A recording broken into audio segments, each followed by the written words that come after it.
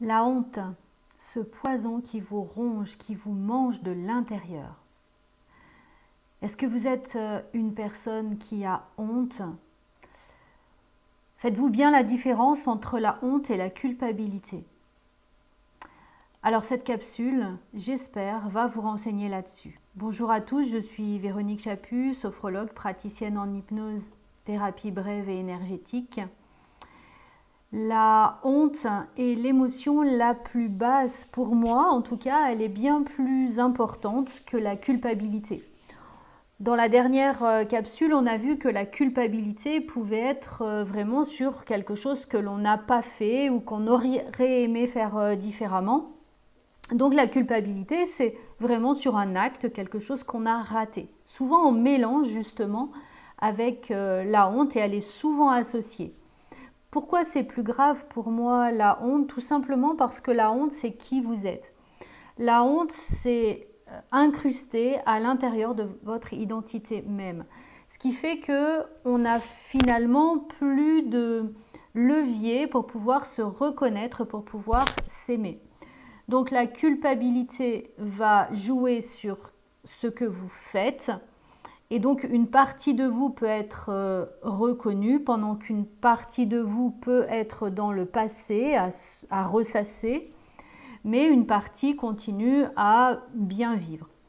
Par contre, dans la honte, c'est toute votre identité qui est mise à mal, c'est tout votre être qui vraiment a du mal à s'en sortir et plus vous ressassez cette honte et plus vous pensez que vous êtes quelqu'un de pas bien et plus vous êtes quelqu'un de pas bien et moins vous ouvrez au monde et donc moins vous avez de possibilités de reconnaître qui vous êtes.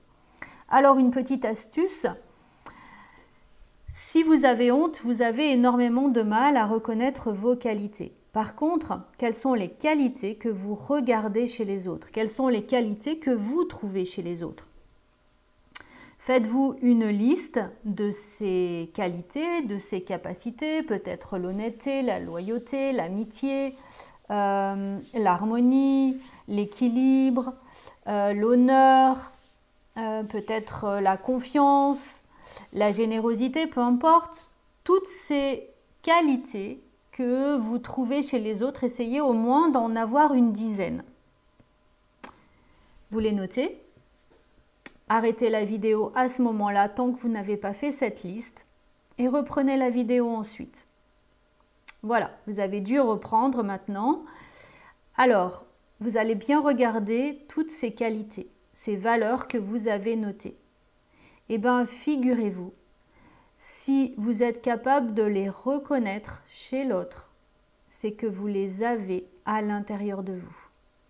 Et oui, on ne peut pas reconnaître quelque chose que l'on n'a pas expérimenté. Imaginez un ordinateur, si je n'ai pas le logiciel, par exemple Word, je ne pourrai pas faire de traitement Word.